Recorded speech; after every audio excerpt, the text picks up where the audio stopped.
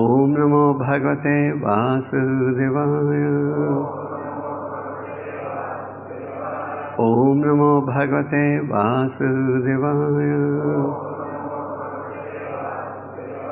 Om Namo Bhagavate Vasudevaya. Srimad Bhagvatam, Canto 7, Chapter 5, Text 46. Vartamāno vidūre vai, bālo ajaḍa-dhīr na vismarati nāryaṁ, śunaḥ śepa prabhuḥ. Translation. Although he is very near to me and is merely a child, he is situated in complete fearlessness. He resembles a dog's curved tail, which can never be straightened, because he never forgets my misbehavior and his connection with his master, Lord Viṣṇu, responsibly. Purport by his divine grace, A.C. Bhaktivedanta Swami Śrīla Prabhupada. Śrīla Prabhupada 𝐾𝐲. The word śunaḥ means of a dog, and śepa means tail. The example is ordinary. However, when we try to straighten a dog's tail, it is never straight but always curved.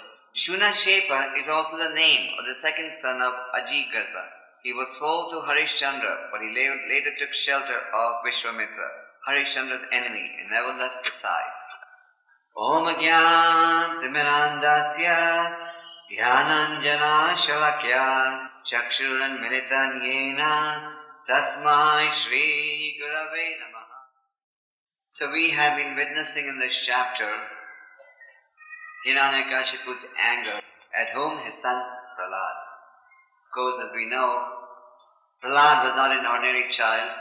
The Vedic scriptures accept him as one of the spiritual authorities. Sayamu narada sambo kamara kapilo mano Prahlādo janako bhismo bali vai sakir vayam. So Prahlād is one of the Mahajans. Today in India, Mahajans become a caste. You meet Mr. Mahajans all the time, just like you meet Mr. Goswāmīs all the time. But Mahajan means a spiritual authority. Goswāmī means one who has control over the mind and senses. So Prahlād, he had the great fortune of having received the transcendental knowledge when he was in the womb of his mother from the great sage Narada Muni. The background is that the demigods were already troubled enough by Hiranyakashipu. He had obtained so much power by his austerities. So when Hiranyakashipu was out practicing austerities in Mandara Hill, the demigods had actually kidnapped his wife when Prahlād was in his mother's womb.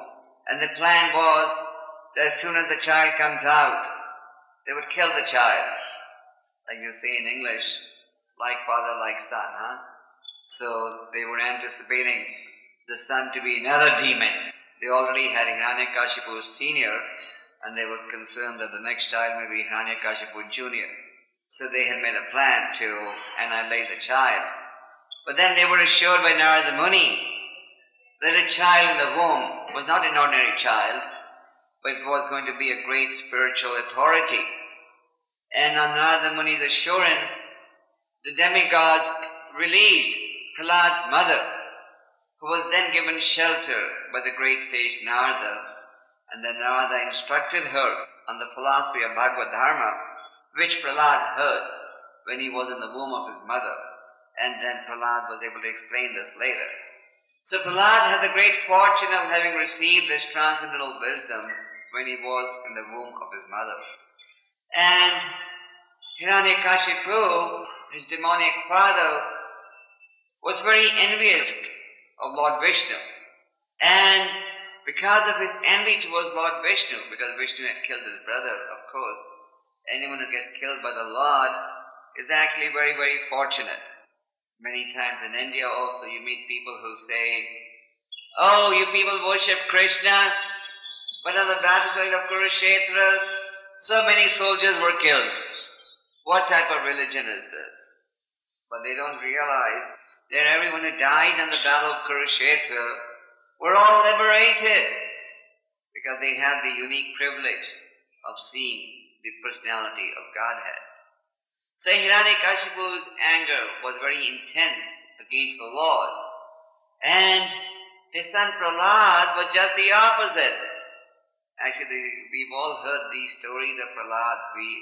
These days you probably hear it every day because every verse is, with a similar message. But the wonderful nature of transcendental topics is you never get tired. You can talk about Prahlad every day, you can hear about Prahlad every day. And you can talk about Krishna every day and never get tired. That's the nature of spiritual philosophy, spiritual sound. We chant the same mantra every day and you never get tired. The materialist can never comprehend the potency and the omnipotent nature of spiritual sound and spiritual philosophy. But the transcendentalists and aspiring transcendentalists can. So Hiranyakashipu, over here we see that he's reached a point of desperation. His anger became more intense when he questioned his son. After he questioned his son as to what he had learned in school, he was hoping to hear something diplomatic because Hiranyakashipu had also instructed the sons of Chukracharya, Sanda and Anarka, to train up Prahlad in diplomacy. Hiranyakashipu actually tried everything. In the Bhagvatam it is explained that in diplomacy there are 4 steps involved. The first step in diplomacy is legislation, legal orders. You try to control someone by legal orders. Then another way is pacification. You try to pacify the individual, Sometimes we have to go through these processes even in our ISKCON temples. You tell them, this is the law, Prabhu.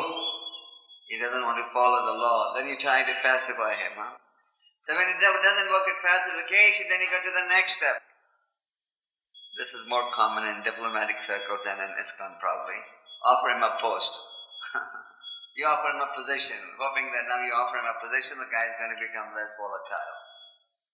But even if that doesn't work, then you resort to the last alternative, which is weapons. This, of course, in ISKCON we have no room. Vaishnavas never resort to violence. But the materialists, they stoop to any levels to get their aims realized. So, Hiranyakashipu, he had tried. He was trained in diplomacy. So, he tried his best to control his son through legal orders. Didn't work. Then he tried pacification. He put his son on his lap, tried to pat him on his head, everything. Of course, there was no Krishna offering him post. Of course, he wanted him to become a ruler. But now that when everything failed, Hiranyakashipu had decided, now I have no alternative but to resort to cruel techniques. And he actually didn't spare any cruel technique. We've all heard of violence, devotees being put through inconveniences, just like in the former Soviet Union, when a movement first started, devotees were harassed. They had to go through so many difficulties. Some of them were sent into Siberia. Some of them were made to stay in frozen, cold rooms with no heat. They had to eat dry bread that was, weeks old and so on. But no one actually has had to undergo the difficulty that Prahlad had to undergo, isn't it? Just look at what Prahlad had to go through. He was thrown beneath the feet of big elephants. Then he was thrown among snakes. Normally when we see a snake, we run away, isn't it? I know some of the devotees who live in Goshala, they always complain sometimes they have to cross snakes while coming to the temple. So they don't want to live in the Goshala. So Prahlad was surrounded by snakes. Then, hurling him from the top of a hill. My God. Hiranyakashipu's demons, assistants, took Prahlad at the top of a mountain and threw him from the top of the mountain. Still nothing happened to Prahlad. Then he was administered poison. He was probably administered a big dose of poison, not a drop of poison. Still nothing happened. Then Prahlād was starved. Imagine, a 5-year-old kid. He was starved. Then he was exposed to severe cold. You can't even imagine what this cold may be. Here in Vrindavan, it's a little cold with no closure and you feel like, so concerned. But he was exposed to severe cold. Winds, fire and water. Then none of this worked. Then Hiranyakashipu throw stones on him. So very heavy stones were thrown on Prahlād, who was only a 5-year-old kid. Still none of this worked. Then what did Hiranyakashipu think? Hiranyakashipu realized, after all, Hiranyakashipu was not a complete fool. By Krishna's illusory energy and by the transcendental will of the Lord, he was playing the role of a demon. But we should never forget that in the core of his heart, he was a devotee. After all, at one time they were Jai and Vijay, isn't it? But they agreed to play the role of a demon to make the Lord's pastimes on this planet more relishable. Because when the Lord appears, and when the Lord has to display his superhuman powers, his opponent cannot be an ordinary person. It has to be a very powerful person. So Hiranyakashipu had recognized that if he has to become powerful, he has to practice austerities. That is why we see that Hiranyakashipu practiced extreme austerity. Present day, there is no shortage of Hiranyakashipus, isn't it? Like Prabhupada said, at one time there was one Hiranyakashipu, but today almost everywhere you turn around there's a junior Hiranyakashipu in action. People are just interested in gold or money and women. So, but this Hiranyakashipu, the original Hiranyakashipu, knew that even if you want material strength, you have to practice austerities. So Hiranyakashipu could realize that I have been so severe on this child, and still this child is not dying. This child must be having some Shakti. So he recognized that this child is actually sinless. He is sinless, and this child never forgets Krishna. He had mastered one thing, the art of remembering Krishna or Viṣṇu in every situation. And a very nice analogy is given over here. Actually, if you read the Bhagvatam and the Chaitanya Charitamrita, you can find such beautiful analogies that the material brain can never think of, isn't it? Look at this analogy. It's just like a dog's curved tail can never be straightened. Now, a dog's curved tail, you can try as much as you want, it will never become straight. So similarly, Prahlād, though he is a complete child, he is situated in complete fearlessness, and he never forgets his master. Who was his master? Viṣṇu. So that is the position of a devotee. A devotee should become fearless. But a devotee can only become fearless if he is closely connected to his master Viṣṇu. If you are not closely connected to your master Viṣṇu, then you can never become fearless. For example, Govinda Das, in his Bhaja Hure Mana prayer, what did he say? Bhaja Hure Mana Shri Nanda Nandana Abhay Charna Ravindare. My dear mind, please you can become fearless only if you take shelter of the son of Maharaj Nanda. If you do not take shelter of the son of Maharaj Nanda, then of course there is no question of becoming fearless. So Prahlād was fearless, just like we read about Haridas Thakur. Like Haridas Thakur, he was also fearless. The Mahandan Qadi told him, "Come on, stop chanting Hare Krishna." What's the harm? I'm chanting the names of God. No, but you're a born Muslim. You can't chant the names of Hindu God. God is one. So, Hiranyakashipu. So then, Haridas, he was caned in different marketplaces, 22 marketplaces. So, Prahlād Because he was always remembering his master, Viṣṇu. 𝐾𝐲𝐬𝐭𝐫𝐚𝐜 Krishna 𝐅𝐫𝐵. As the Chaitanya Charitamrita explains, Krishna is the only master and we are all his servants. So this is the conclusion of devotional service. This is the conclusion of all the Vedic scriptures. That is, the Krishna is the only master. The demigods are also subordinate to Krishna. Just like in the 7th canto it is also explained that when we talk about Kirtan, Kirtan means glorification of Krishna, not just glorification of any demigods. Kirtan means glorification of Krishna, the Supreme Personality of Godhead. So, somehow or the other, we should focus our lives in such a way that we can always remember Krishna and never forget Krishna. In the Bhakti Rasamrita Sindhu, Rupa Goswami explains that all these rules and regulations that are there, they are all meant to bring us to one point. And that one point is, always remember Krishna and never forget Krishna. Why is it that even though we take to devotional service, we are always fearful? Many times we meet devotees who give so many material logics as to why they should reduce their devotional service, etc. What's the real reason?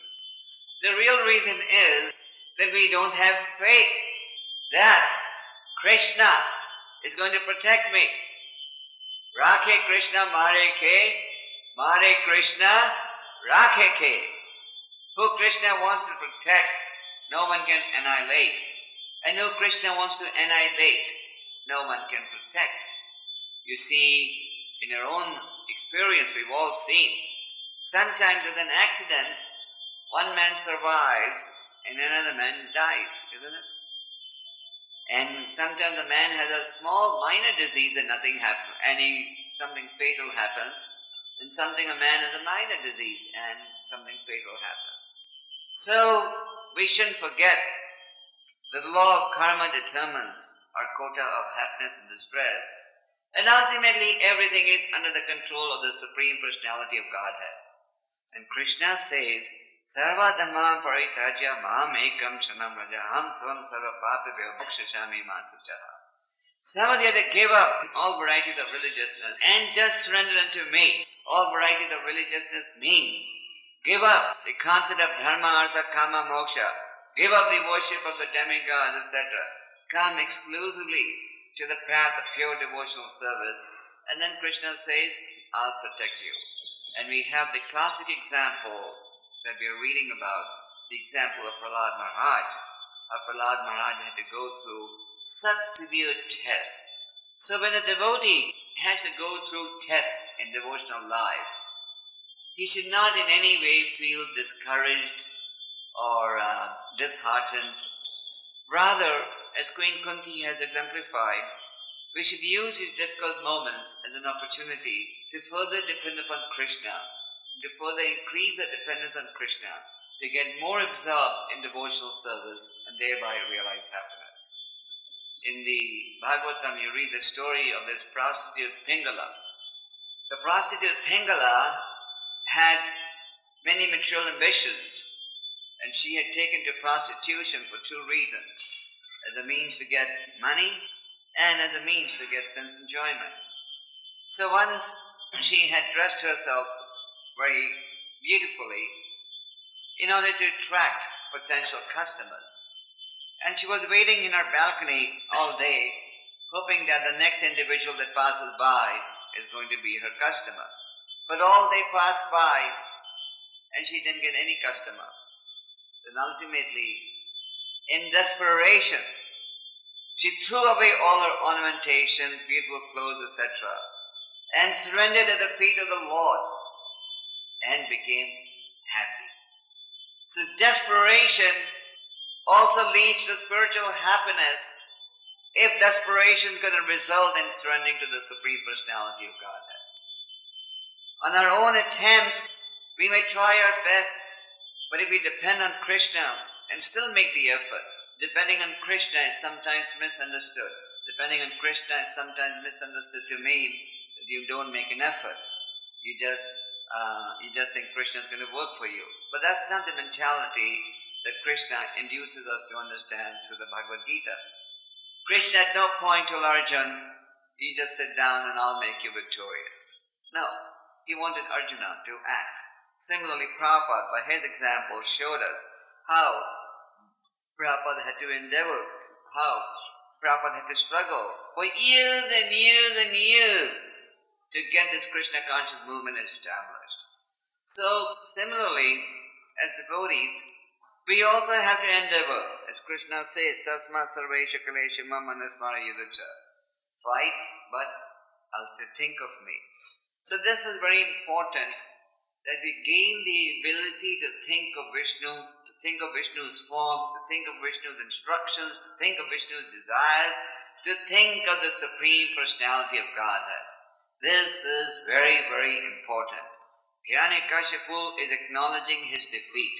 He is acknowledging that I have failed in all my attempts to kill the small child. This child is sinless. This child never forgets Viṣṇu. So that is the stage that we have to come to. Never forget Viṣṇu in all situations. In happiness and distress, we should always remember Viṣṇu as our Lord. That is why we read in the Bhagavad Gita such great emphasis upon controlling the mind, isn't it? There is a lot of effort on this point that we have to control the mind. Man manabhava man vastu man vyadi man namaskuru man vashri satyam te pratijane priyoshime. Become my devotee, think of me, bow down to me, offer your homage unto me. So we have to train our lives so that we always think of Krishna. Because thinking of Krishna is the only thing that will give you happiness. Everything else that you try to think of is not going to give you happiness. It's just going to be like the poor man who on the beach was building a castle from sand. Prabhupada gave us a story how a beggar was building a castle from sand on the beach. And then another man came and just walked on that castle and the castle was crushed. So when you make mental plans, then that's exactly what happens.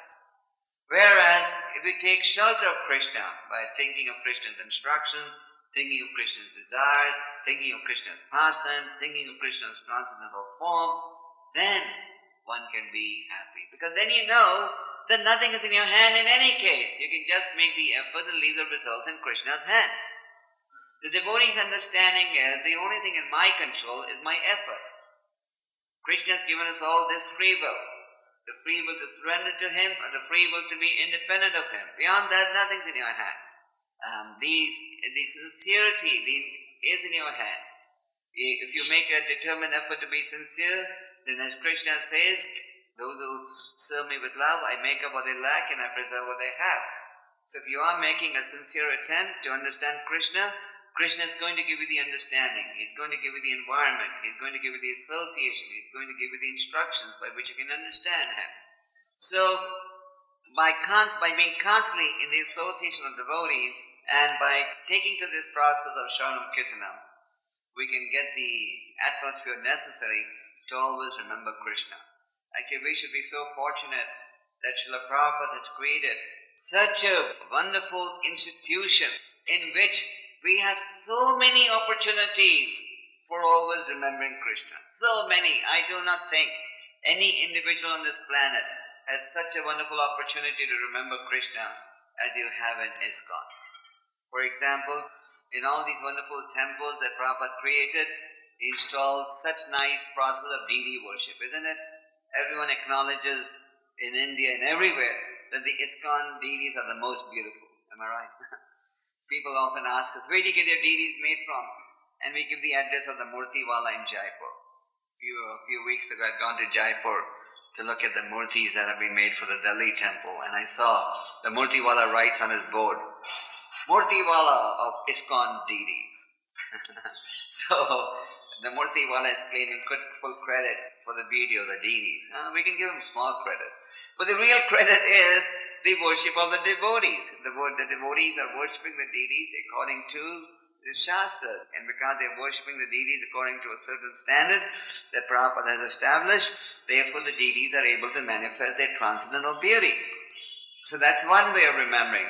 You meditate on the wonderful deities that are there in your temple. And here in Vrindavan, you have the wonderful deities of Krishna Balaram, Radha Shyam Sundar, and Gaurnitai, and Prabhupada and Bhakti Siddhantaji, and Prabhupada's Samadhi Murti. So that's one way of meditating. Wherever your mind wanders, bring it back to these great personalities who are from the spiritual world. Then you have the instructions. You have the Bhagvatam class, the Bhagvatam philosophy, the slokas. Then you have the service. Just like you see about Prahlad. Prahlad had this intense mood to preach. We'll see later on in this chapter that Prahlad's father told his teachers, the sons of Shukracharya, to instruct him in diplomacy. So whenever his teachers would be out doing household duties, Prahlad would preach. He would preach to his classmates about the philosophy that he had heard from Narada Muni. So embracing the mood of Prahlad Maharaj, devotees should be anxious to preach. And preaching is the essence of all different types of devotional service that one can engage in. Prabhupada also said that preaching is the essence. One can engage in a variety of devotional services. There are unlimited variety of services. But the most powerful of all these types of services is the service of preaching. And preaching involves telling people about Krishna, telling people about the goal of life, distributing Srila Prabhupada's transcendental literature, distributing Srila Prabhupada's books, etc. Here in Vrindavan, we have unlimited opportunities for preaching because people are coming here. So many visitors come here every day, isn't it? So all these devotees are coming here because they have some faith that Krishna is supreme. So if we preach to them, give them our association, then they will be more inspired to take to the chanting of the holy name, because these people already have some element of faith that Krishna is supreme. That's why they come to Vrindavan. It's not that everyone in India comes to Vrindavan. No, there's so many people who've never been to Vrindavan, who've never heard of Vrindavan. These are the people who have no faith. But the people who come here are obviously the people who have some faith in Krishna and Bhagavad Gita. So they are, as you would call, good prospects for preaching, because they already have some element of bhakti in their heart. So we should be anxious to give them our association to preach to them. And then, of course, there's the preaching through the medium of book distribution. Just like today, we are going to thank the devotees who took part in the Prabhupada book distribution marathon. Prabhupada said, if you tell someone something, he will forget it after 2 or 3 days. But if you give him a book, he will read it, reread it, and give others to read these books. That's why Prabhupada emphasized this activity of book distribution as one of our principal services. And it should not mean that here in India we don't believe in book distribution. Prabhupada said India can be the leader in book distribution. So here in Vrindavan, the devotees in Vrindavan have a little more difficult task because they're preaching in an area where there's a lot of competition from Gita Press, which has cheap books out in the market, and the books were not subsidized. But nevertheless, we are very grateful that the devotees went out on the book distribution marathon. They worked hard and they distributed their books. Of course, sometimes in India, devotees think book distribution seva is only for 1 month and 12 months. So they go for 1 month and 11 months, they have a little relaxed mood. But no. For this book distribution, that's service for every day of the year. Every day of the year, devotees have to be in a marathon. On a marathon to save the conditioned souls. The conditioned souls are on a marathon for sense enjoyment. Devotees have to be on a marathon for saving these people from sense enjoyment. And the only way you can save them from sense enjoyment is by giving them this transcendental literature. Hare Krishna.